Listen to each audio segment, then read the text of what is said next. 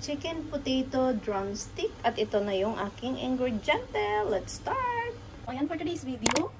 Magluluto ako ng chicken potato drumstick. So, ayan na yung aking chicken. Nalinisan ko na rin yan. Tinanggalan ko na rin ng balat. Ibo-boil ko muna ito. Actually, marami na gumagawa nito, diba?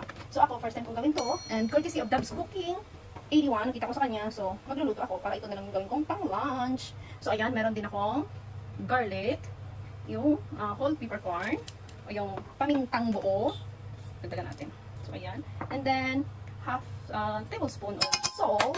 And then, lalagyan ko rin siya ng, ano ba ito? Bay leaves. So, ayan, yung bay leaves. And then, water, just to cover the chicken.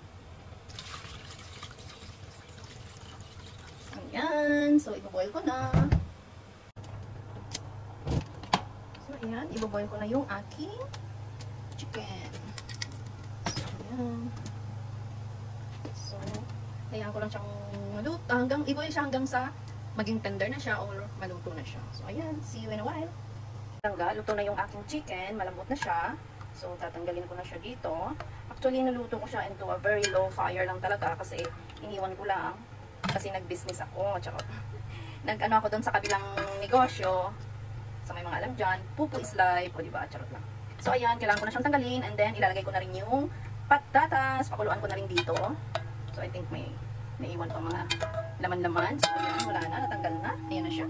Mga langga, yung patatas, for small pieces na patatas lang yung ginamit ko. Ayan, papakuluan ko na siya dito din sa pinagpakuluan ng chicken drumstick. So, ayan. Tayin ko lang siya na maluto. Kasi inalis ko na yung. So, habang nagpapakulo ako, mag-shred ako ng chicken. Dito na yung chicken. So, tatanggalin na natin yan. Lilinisan. So, ayan. Ito, kailangan. So, ayan guys. So, kailangan pa rin pinuhin ito. So, diba? Kailangan padamihin ang lahi. So, tinanggal ko rin yung mga buto-buto. So, sanang ihalo yun kung hindi man pwede. So, ayan. Paanuhin lang, papino lang. Hanggang sa magpino itong shredded chicken. Para dumami. So, I guess marami yung ano ko. May iba akong nakita na video na ang ginawa is grilled yung chicken. So, siguro iba-ibang way naman talaga no? Sa pagluluto kung alin yung mas maganda. At pagkino ko na yung chicken, and then ito, yung mga buto niya, isugasan ko lang para ito yung gagamitin mamaya para makabuo ng drum. Lambot na yung aking potato. So, kailangan ko lang tanggalin. Ayan. And then, ipalamigin muna ng konti at saka i-mash. Malamig na siya. So, i-mash ko na siya. Wala ako yung pang-mash. So, di ba, Pinoy, para-paraan. Pork, tinidor yung gamit ko. Na mash ko na siya. Lalagyan ko siya ng butter. Konting butter. Black pepper.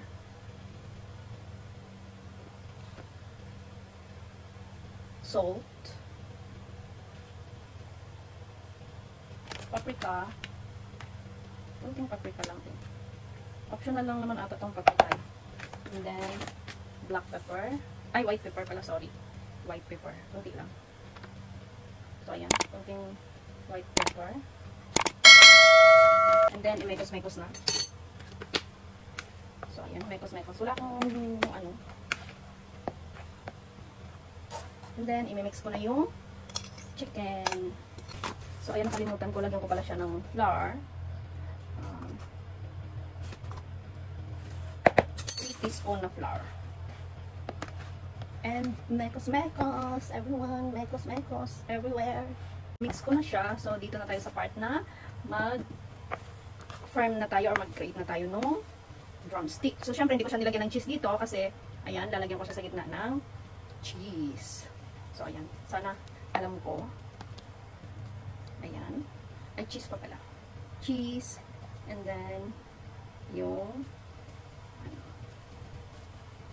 So, ayan guys. Parang ang lakihan natin. Kasi hindi naman ito pang ano pang benta. So, ako lang naman kakain din ito. So, ayan. I think okay na siya. So, ayan.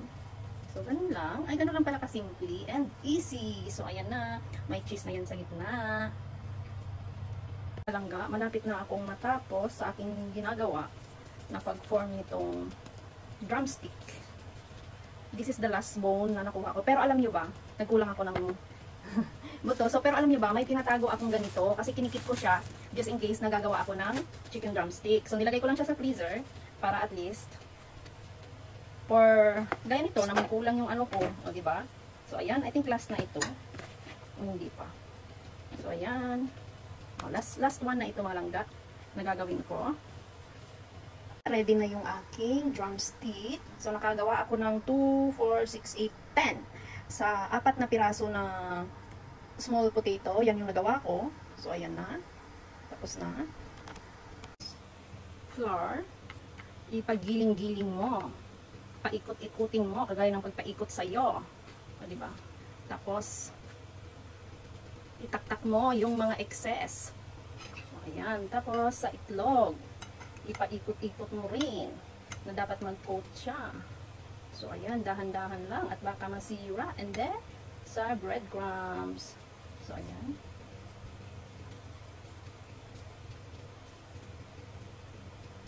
Okay. Yun, hindi pa na-coat ng itlog lahat. Kailangan ma-coat ng itlog para malagyan ng breadcrumbs. So, ayan guys. Paikutin din guys, gaya ng pagpaikot sa'yo. Oh, ayan. So, ayan na siya. Ayan, and then, next. Same procedure. Paikot-ikot lang, paulit-ulit lang na pagpaikot sa'yo. Charot lang. Tapos, sa itlog na naman. Ay, hindi ko na ano yung excess. Ayan. Hindi naman to pambenta. Pang konsumo lang naman to. Ang dandahan lang.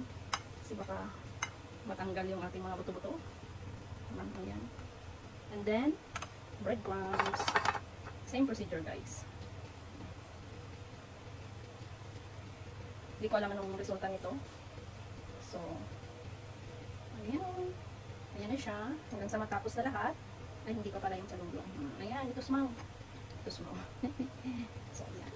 Tapos ko na coat sa flour at sa breadcrumbs ang chicken potato. So, ayan na. Ready to fry na siya. So, marami ito. Ang gagawin ko dito is ilalagay ko lang sa freezer para anytime na gusto kong kumain ito. So, ilalabas ko siya. Ito to. Tapos ipiprito. I-deep fry ko siya. So, ayan. So, ayan na siya. Diba? Ready to fry na. Nakagawa ko ng 10. 6, 8, 10. So, bali 10 piraso ito. So, ayan. Yung ginawa. Actually, kagabi yun. Nilagay ko lang muna sa freezer. Kasi hindi ko pa naman siya pinirito kagabi. So, ito yung pang lunch ko. 2 piraso. So, ayan. O, ayan, diba? Si Sisibet Kitchen ang ingay. Prito ko na siya. So, ayan na. Actually, hindi naman na kailangan ni, ano, kasi luto na yung ano. So, ipapa-golden brown ko lang siya. So, ayan na. Ito na po yung pang lunch ko po. So, ayan na mga langga. Yung aking chicken potato drumstick. Kain tayo. Lunch ko pa lang. With salad. I don't know kung anong isusauce ko. Either itong ketchup or itong sweet chili. So, ayan. Let's eat, guys. Hello, everyone. So, ayan, guys. Ito na yung aking chicken potato drumstick. So, ita-try ko na siya. Thank you, Lord, for this food. I want to try with ketchup. Kain tayo, mga langga. Let's see. May cheese kasi ito, guys. So, ayan siya. So, I will try.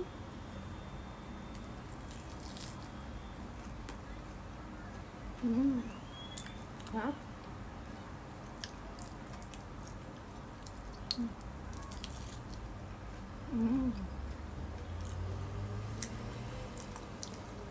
Lunch po.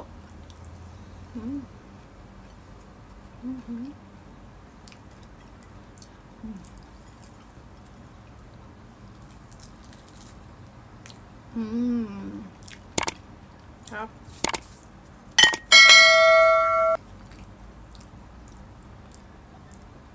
So, itry ko siya sa sweet chili. Kung ano yung lasa niya.